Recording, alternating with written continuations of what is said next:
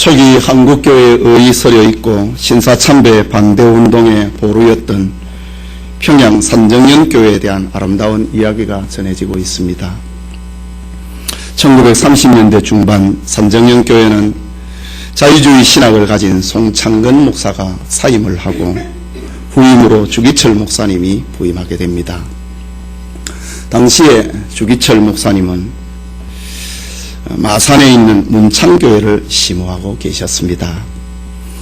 산정연교회 대표로 오산학교 교장이시자 민족의 지도자인 고당 조만식 장로님이 평양에서 마산까지 1500리길을 주목사님을 청빙하기 위하여서 내려오십니다. 두 분의 관계는 주목사님이 오산학교 고등학교 학생일 때에 조 장로님은 오산학교의 교장이자 그의 스승이셨습니다. 주목사님을 찾아서 마산까지 내려온 스승이자 연로하신 조만식 장로님은 젊은 주목사님 앞에 무릎을 꿇었습니다. 그리고 공동의회 결의서를 내놓으면서 목사님, 저희 교회에 부임하실 것을 허락해 주십시오 라고 청원합니다. 이렇게 해서 주기철 목사님은 1936년에 환란기의 중심에 서 있는 한국교회 대표교회요 평양의 산정연교회에 부임하시게 됩니다. 주 목사님이 산정연교회에 부임을 하신 지 얼마 되지 않은 어느 주일이었습니다. 평소에 그렇지 않으시던 조만식 장로님이 주일 예배에 늦었습니다. 미안한 마음에 조 장로님은 앞자리에 가시지를 못하고 살짝 뒷자리에 앉아서 예배를 드리려고 하는데 주 목사님이 설교를 멈추시고 조 장로님, 예배에 늦게 와서 어딜 앉으려고 하십니까? 서서 예배 드리십시오. 핀잔 섞인 말을 했습니다. 모든 교인들이 다 보고 있는데 예 스승이요 연세가 높으신 노 장로님에게 너무 가혹한 처사였지만은 조 장로님은 그대로 순종했습니다. 주 목사님은 설교를 마치시고 난 다음에 마지막 기도를 조 장로님이 하십시오 기도 부탁을 했습니다. 이때 조 장로님이 기도하시면서 하나님, 이 죄인을 용서하여 주옵소서. 예불운동 한답시고 사람을 만나다가 하나님 만나는 예배 시간에 늦었습니다. 목사님이 얼마나 마음이 아프시면 설교하다 말고 책망하셨겠습니까? 또한 예배드리는 성도들이 은혜 받는 것을 방해한 죄를 용서하여 주옵소서. 주님의 종의 마음을 아프게 한 죄를 용서하여 주옵소서. 조 장로님은 눈물로 회개 기도를 했습니다. 그러자 주 목사님과 온 교회 성도들도 함께 울면서 기도에 동참했습니다. 그 이후로 산정연교회 성도들은 예배 시간에 지각하는 일들이 별로 없어졌다고 합니다. 민족의 지도자이며 스승이셨던 조만식 장로님을 서서 예배드리게 하였던 주기철 목사님이나 젊은 제자이지만 목사님의 한마디에 1시간이나 서서 예배를 드리며 자신의 태도를 돌아보고 회개를 하였던 조만식 장로님이나 살아계신 하나님께 드리는 예배를 그만큼 중요하게 여겼던 것입니다. 이런 모습이 우리 선조들의 신앙이고 오늘의 한국교회와 나라를 부강케 만들었던 힘입니다. 예배는 하나님께서 우리를 위하여 그리스도를 주심에 대한 응답입니다. 참된 예배는 무엇을 더 받고 더 누리기 위함이 아니고 하나님의 은혜에 감사하여서 감격하는 마음으로 최상의 가치와 최고의 영광을 올려드리는 것이 예배인 것입니다. 지난 시간은 족장시대부터 예수님의 예배까지 살펴보았습니다.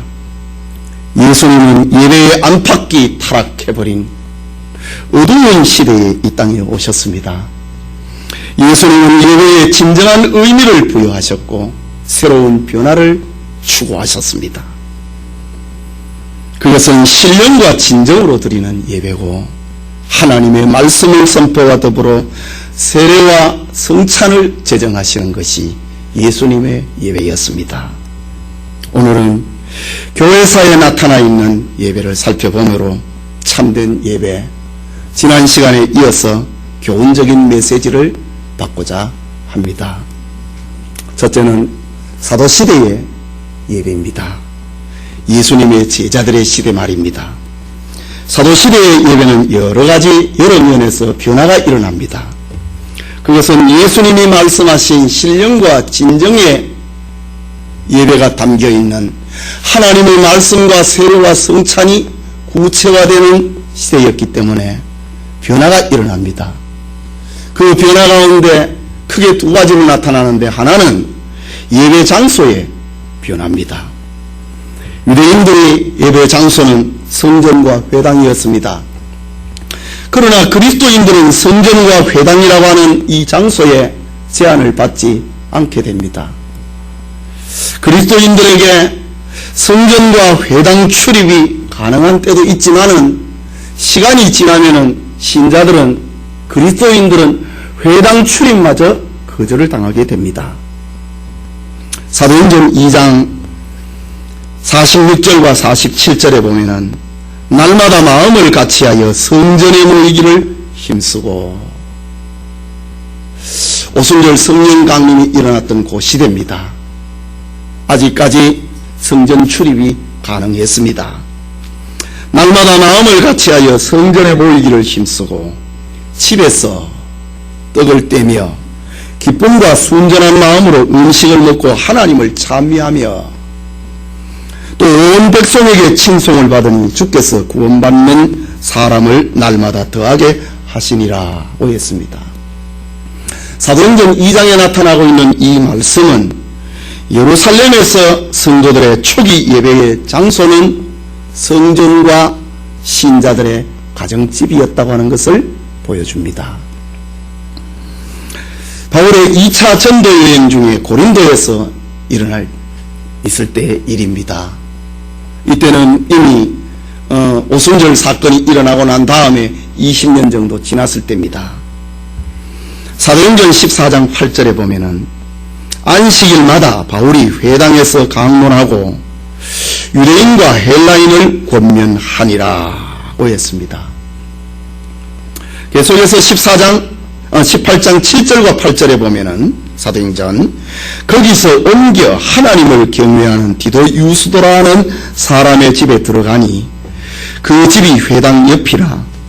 또 회당장 그리스도가 온 집으로 더불어 주를 믿으며 수다한 고린도 사람들도 믿어 세례를 받더라 라고 했습니다. 고린도에서 성도들의 예배 장소는 처음에는 회당이었습니다. 또 바울이 회당에 가야 전도 대상자들을 만날 수 있습니다. 그런데 거기에서 얼마 시간이 지나고 난 다음에 바울과 신자들은 추방당합니다. 추방당하고 난 다음에 바로 회당 옆에 있는 디도 유스도라고 하는 집에서 예배를 드리게 됩니다. 여러분, 초대교회에 저희 사도들의 시대에 이 성도들의 가정집에서 예배를 드렸다. 얼마나 초라했을까. 우리 그렇게 염려할 필요는 없습니다. 오늘날과 같은 그런 가정집이 아닙니다. 그래도 성경에 나오는 사도행전과 서신서에 나오는 이름들의 집들은 대형 저택들입니다. 예루살렘에 있었던 마가 요한의 다락방, 무슨 다락방에 120명이나 들어갈 수 있는 그렇게 큰 집이란 말입니까? 그렇게 큰 집이었다는 말입니다. 디도 유스도의 집도 큰 저택이었습니다.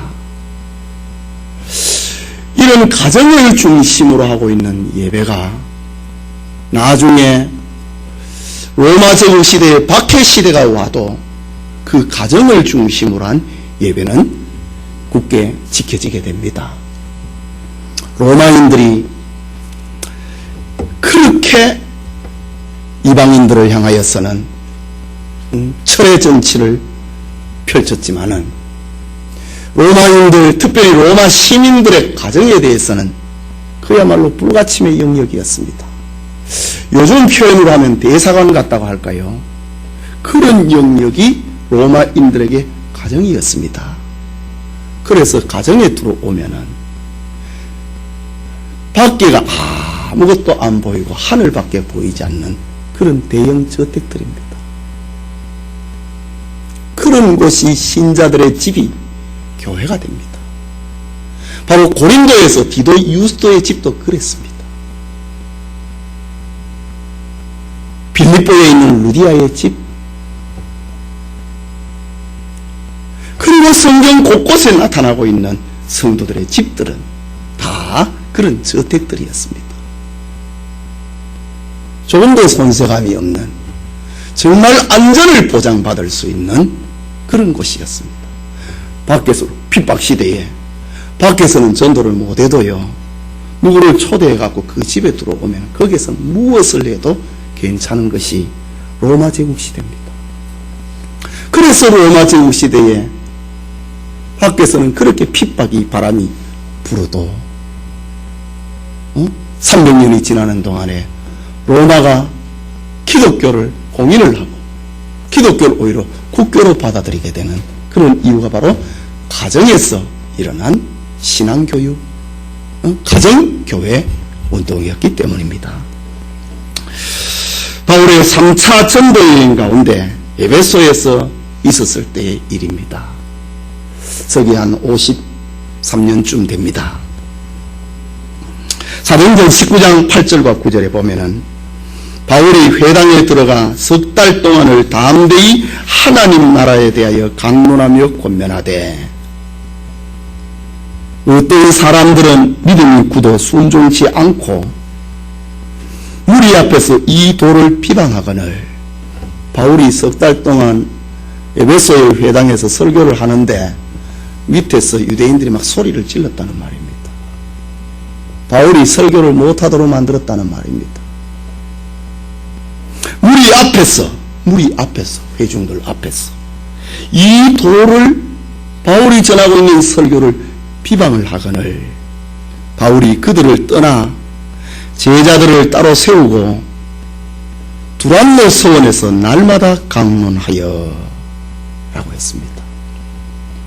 바울은 에베소에서 회당 사역을 하던 중에 3개월 정도가 지났을 때에는 거기서 쫓겨나서 두란노 서원을 임대를 해서 거기에서 날마다 모여서 성경을 강론했다 라고 합니다.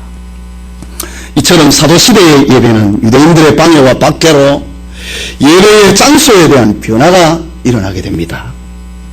그것은 장소가 거룩하다, 세속적이다, 여기에서 벗어나서 어디에서든지 그리스도인들은 예배드린다 라는 것입니다.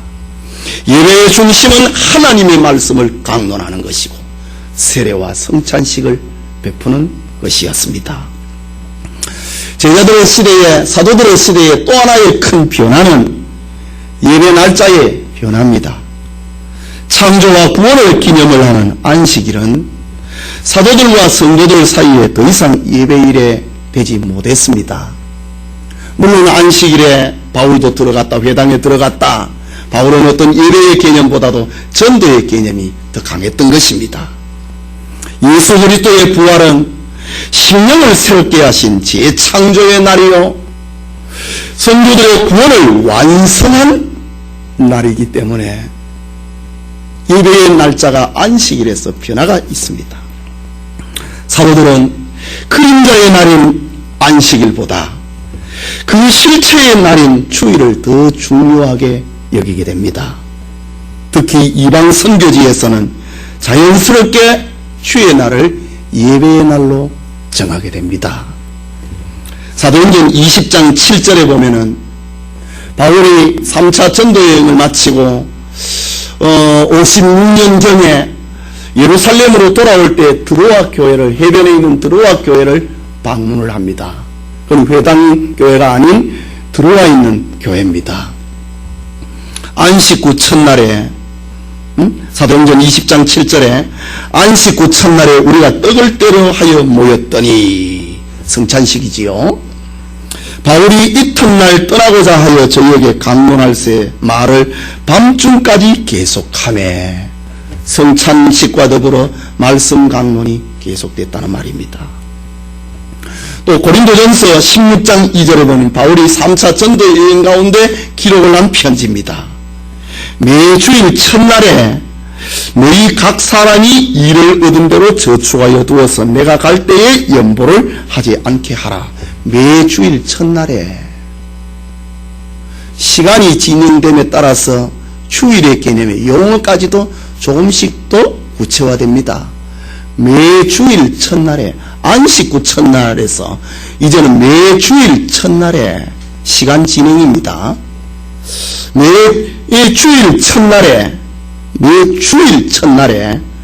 너희 각 사람이 일을 얻은 대로 저축하여 두어서 내가 갈 때에 특별하게 연보하지 헌금하지 않도록 해라.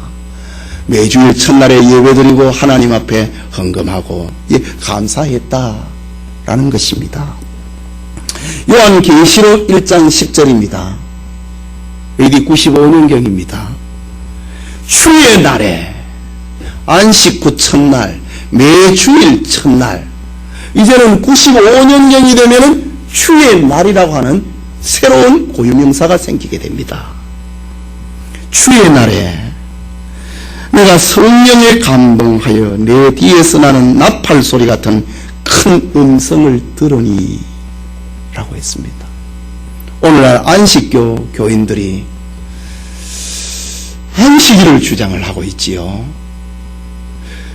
주일을 지키면은 이건 참된 교회가 아니라고 합니다.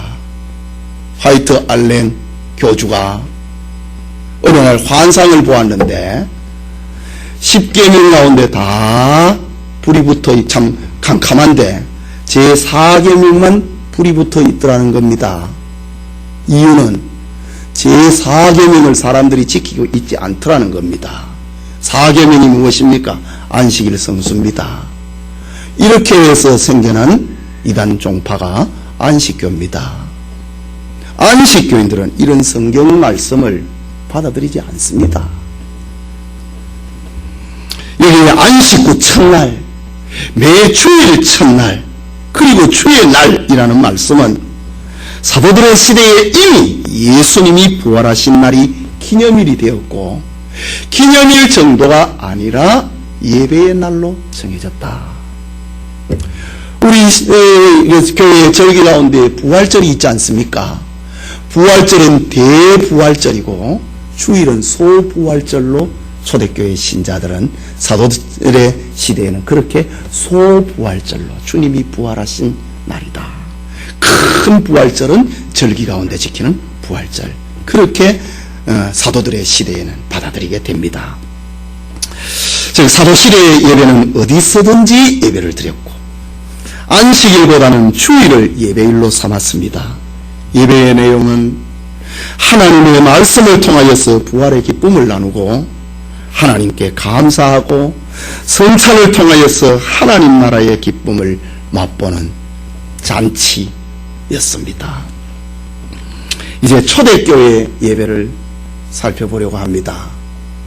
초대교회 예배는 2세기에서 3세기의 시대의 예배를 봄이 좋습니다. 박해 시대입니다. 초대교회 시대는 이미 사도들의 예배가 보편화되어 있었기 때문에 예배에 관한 특별한 자료들이 존재할 이유가 많지 않습니다. 그럼에도 불구하고 2세기에서 3세기의 예배 장면을 알려주고 있는 아주 중요한 역사적인 자료들이 몇 가지가 있습니다. 그 첫째는 비두니아와 본투스의 총독이었던 플리니가 그리스도인들에 대해서 조사를 하고 난 다음에 당시의 황제였던 트리안 황제에게 보낸 보고서입니다. 비두니아와 폰투스, 우리 베드로전서를 보면은 베드로전서의 수신자들의 대상이 비두니아, 갑바도기아, 본도 이런 지역에 흩어져 있는 나그네들에게 편지한다. 바로 베드로전서와 후서를 읽게 되는 그 수신자들의 있는 그 지역의 총독이었던 플리니가 그리스도인들에 대한 것을 조사를 해갖고 트리안 황제에게 보고한 내용입니다. 이것은 단순한 편지라기보다는 로마 황제에게 지금 신흥종교운동이 일어나고 있는데 그 베일에 가려져 있는 그리스도인들의 모임을 조사해서 보고한 내용입니다. 그 내용 가운데 이런 내용이 있습니다. 그들의 습관은 정해진 날에 함께 모여 신처럼 그리스도에게 찬송을 부르는 것이며 또한 그리스도인들은 어떠한 죄도 짓지 않겠으며 도둑질과 강도질과 간음죄를 멀리하겠으며 약속을 어기거나 마땅히 내어야 할 돈을 내지 않는 일들이 없도록 하겠다고 맹세합니다. 그들은 이렇게 한 후에 떠났다가 다시 모여 식사를 나눕니다. 이 식사는 평범한 것이며 해가 없는 식사 모임입니다. 총독 플리니의 트리안 황제에게 보낸 보고서입니다. 이게 무엇을 말하고 있습니까? 플리니는 AD 111년경에 총독을 활동을 보았던 사람입니다. 그리스도인들은 정해진 날 주일날 예배드렸다는 말입니다. 그리고 예수님을 신으로 섬겼다는 말입니다. 십계명을 신자들의 생활 규범으로 지켰다는 말입니다. 그리고 저들이 흩어졌다가 다시 모여서 식사 모임을 가졌다.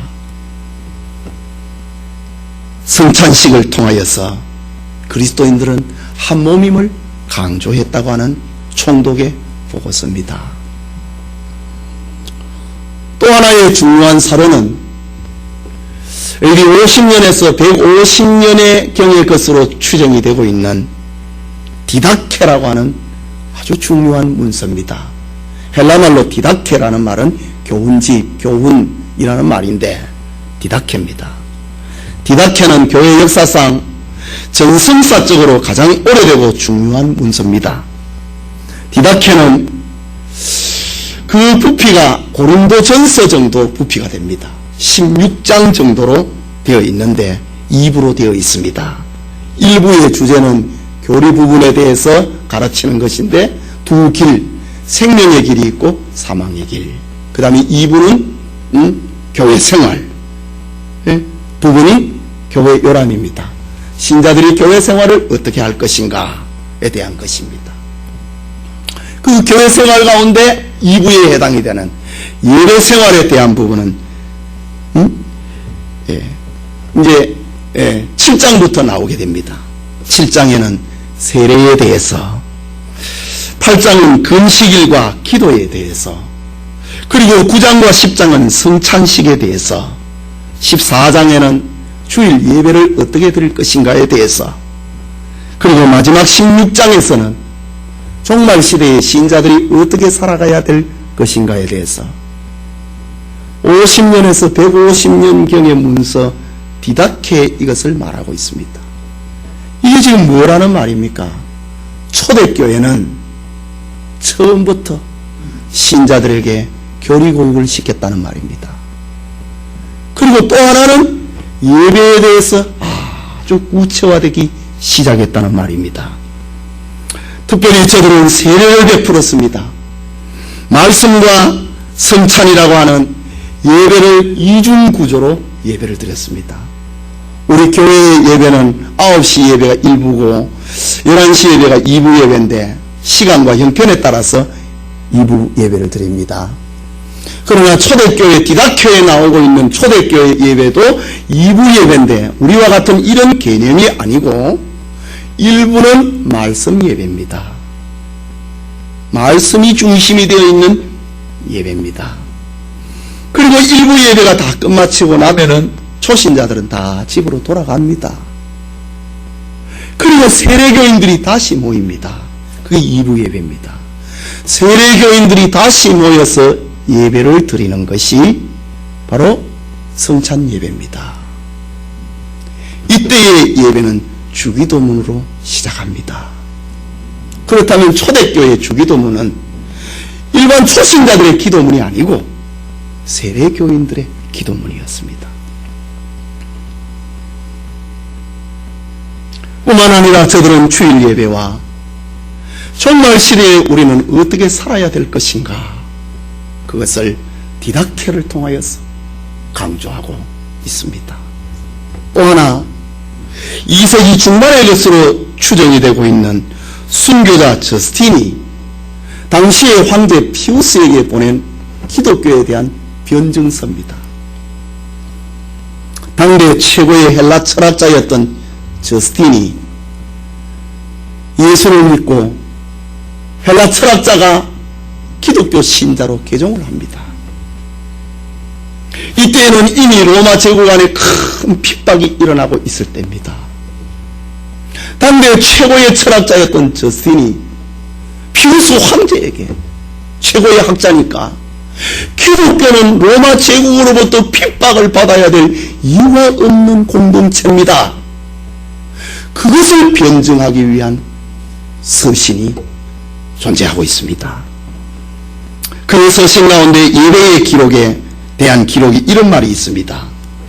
주일이라고 불리는 날에는 도시와 시골에 거주하는 그리스도인들이 한 장소에서 모임을 갖습니다. 그리고 시간이 허락하는 한도까지 사도들의 회고록과 선지자들의 글을 읽습니다. 봉독자가 읽기를 끝내면 사회자가 설교를 통해서 이같이 고귀한 것을 받도록 우리를 초청합니다. 그리고 나면 우리 모두는 일어나서 기도를 올립니다. 기도가 끝나면은 물과 포도주와 떡을 내어 옵니다. 사회자가 최선을 다하여 기도와 감사를 올리면은 회중들은 아멘으로 동의를 표합니다. 그리고 이 거룩한 것을 분배하면 각자가 그것을 받아 먹습니다. 이 모임에 참석하지 못한 사람에게는 집사들을 통해서 보냅니다. 저스틴의 변증서에 나타나고 있는 예배의 특징이 뭡니까? 초대교 예배의 특징이 뭡니까? 주일에 예배드렸다는 겁니다. 성경을 본독을 하고 설교를 하는 말씀 중심의 예배가 진행이 되었다는 겁니다. 그리고 이어서 성찬식을 거행했다는 겁니다. 특이한 것은 초대교회에 성찬식에 참여하지 못한 사람에게는 집사를 보내어 가지고 떡과 포도주를 전해주고 이것을 받아 먹으라고 전달까지 했다는 것입니다. 말하자면은 초대교회는 이렇게 성찬식을 강조했다는 말입니다. 이것이 초대교회의 예배입니다. 다음으로 생각하고자 하는 것은 중세시대와 종교개혁시대의 예배입니다. 중세시대의 예배는 성경에서 어긋나고 타락하고 변질되어 버리고 말았습니다. 참된 하나님의 말씀을 들을 수 없는 시대였습니다. 예배 시간에 성경을 읽는 시간 순서는 있었지만은 그것은 생략이 되어버리거나 아니면 성자들의 글이나 생애로 그 시간을 대체했습니다. 뿐만 아니라 성찬도 변질시켰습니다. 사제의 기도와 더불어 강단의 떡은 예수님의 몸으로 변하고 사제의 기도와 더불어 포도주는 예수님의 피로 변한다고 하는 주술적인, 마치 점쟁이와 같은 주술적인 성찬관으로 만들어버렸습니다. 그뿐만 아니라 세례는 하나님이 우리에게 은혜를 베푸시는 방편이 아니고 세례는 우리가 구원을 받는 조건이다 라고 했습니다. 그래서 중세시대의 로마교회는 교인들을 교회에다가 다 묶어놓았던 것입니다. 꼼짝을 못하도록요. 과연 중세시대는 말씀과 세례와 성찬, 예수님이 제정해 놓으신 이 세 가지가 다 변질되고 타락해버린 예배의 암흑시대입니다. 그러나 말씀과 선례전이 변질되고 타락한 시대에 초대교회의 순수한 성경예로 돌아가자고 부르짖었던 이들이 있는데 그들을 가리켜 종교개혁자들이라고 합니다. 개혁자들은 자신의 믿음을 걸고 생명을 걸고 자신의 믿음을 나타내었고 신앙 고백서를 작성을 하고 예배 모음서를 만들어서 초대교회에 참된 예배를 실현하고자 했습니다. 이것이 오늘의 개혁교회의 예배입니다.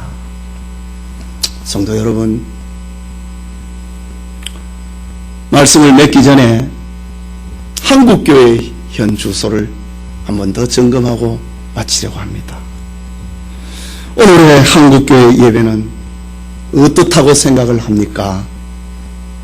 지금 여러분들의 예배 모습과 예배 태도는 어떻다고 생각합니까?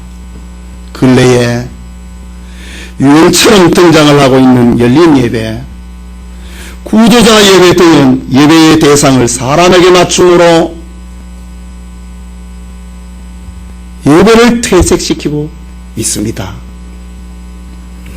오늘 얼마나 많은 사람들이 참된 예배에 대해서는 관심이 없고 예배 의식에 대해서는 형식에 대해서는 상관이 없고 내 마음의 위로가 되고 내가 감동이 되면은 오늘 예배 드린 것 같다 그렇게 생각을 하는 자기중심의 예배, 자기가 예배의 기준이 되어버린 오늘의 시대를 살고 있지 않는가 말입니다. 아마 여러분 가운데서도 별로 예외는 아닐 것입니다. 여러분 교회의 모임 가운데 예배라는 말이 있고 집회라는 말이 있습니다. 예배라고 하는 말은 정기적인 모임을 뜻하는 것이고 집회라고 하는 말은 비정기적인 모임을 뜻하는 말로 통용되고 있습니다. 그러나 실상은 예배라고 하는 말은 말씀과 성례전이 함께 실행이 되는 것이 예배고 집회라고 하는 말은 말씀만 전해지고 있는 그것을 가리켜 집회라고 합니다. 그래서 부흥회를 가리켜 집회라고 안 합니까? 그러면은 열린 예배, 구조자 예배는 뭡니까? 그것은 그저 사람을 위로하고 감정을 달래고 노래하고 기도하는 그런 모임일 뿐인 것입니다. 한국교회의 예배 예전이 이렇게 점점 더 혼란에 빠지고 있는 이유가 무엇입니까?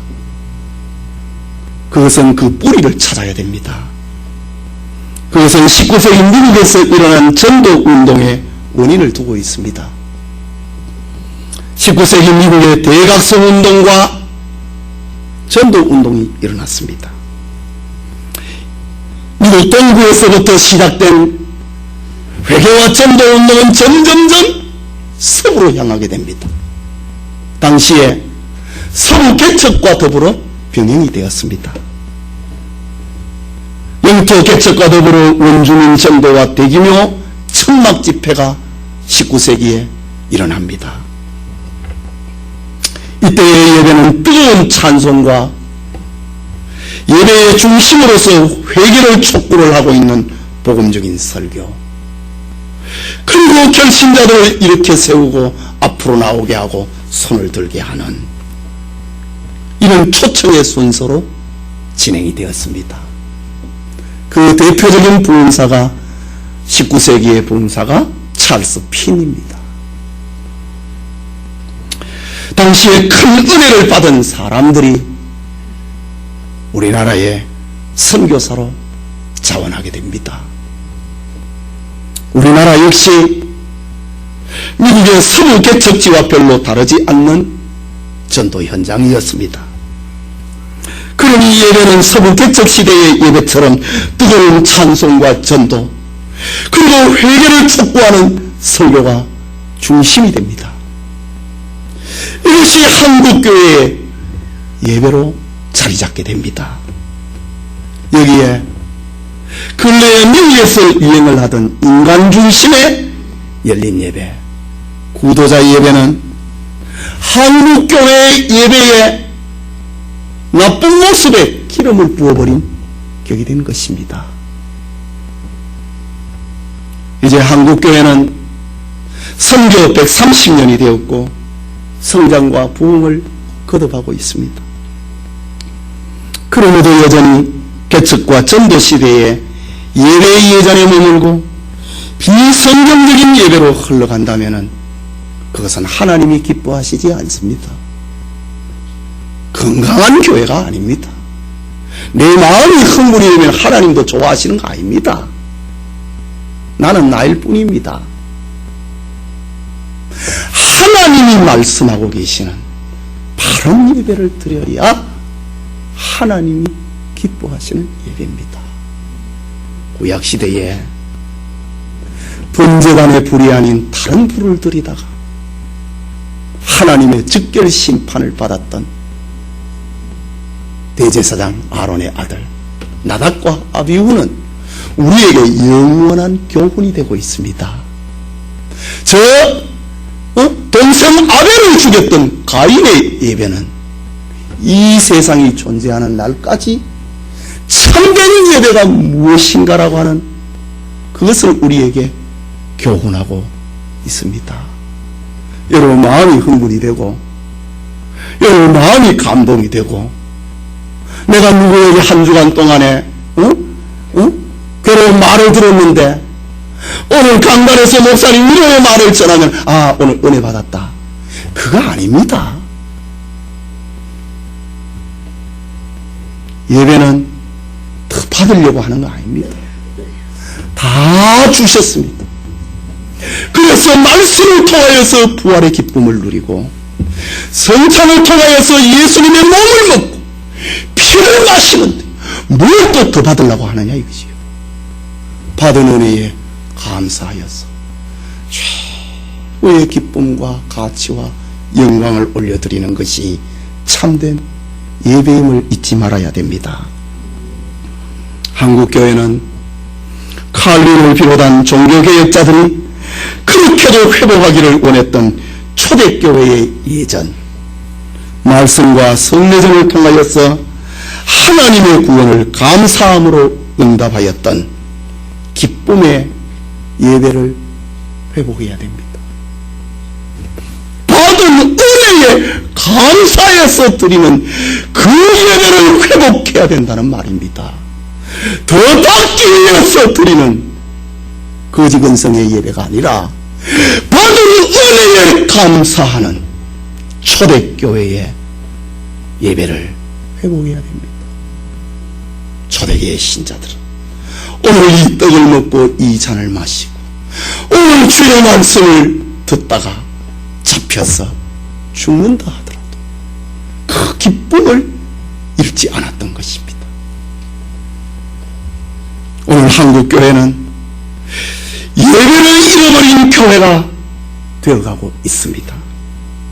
설교는 하나님의 계시의 말씀을 전하는 것보다는 어떻게 청심을 해야 우리가 긍정적이고 적극적이고 재미있는 삶을 살 것인가, 어떻게 하면 교인들은 좀 웃겨질 것인가, 어떻게 하면 생활의 피로를 좀 풀어줄 것인가, 하나님의 말씀을 전하기보다는 혈세 철학이 되어버린 강단의 설교, 세례는 성질이 되어버리고 성찬은 아예 무시가 되어버린 한국교회. 이러면 안 되지요. 미련감이 있지만은 우리 교회는 새해부터는 계시의 음성을 전달하는 분명한 설교 외에 부족한 것을 좀 더 보완하려고 합니다. 기존에 1년에 4번 거행을 하던 성찬식에서 더해서 매월 첫 주일에는 성찬식을 거행을 하므로, 그래서 16번이 되지요. 성찬식을 거행을 하므로 초대교회 신자들이 가졌던 그 예배의 회복을 추구하려고 합니다. 이와 연장 연장선상에서 교회의 세례제를 비치함으로 세례의 중요성을 성도들의 가슴에 새기는 그런 기회를 만들고 있습니다. 비록 우리 교회가 작은 교회지만 우리 교단과 한국교회에 참된 예배의 회복을 기여를 하는 그런 복이 우리에게 있기를 원합니다. 예배드리는 모든 성도님들에게 하나님의 말씀과 성례전을 통한 초대교회 성도들이 누렸던 예배의 기쁨이 임하기를 소원합니다. 더 얻고자 함이 아니라, 더 받고자 함이 아니라, 더 누리고자 함이 아니라 하나님의 은혜에 감사해서 최상의 가치와 최고의 영광을 하나님께 드리는 예배가 우리 가운데 회복되기를 축원합니다.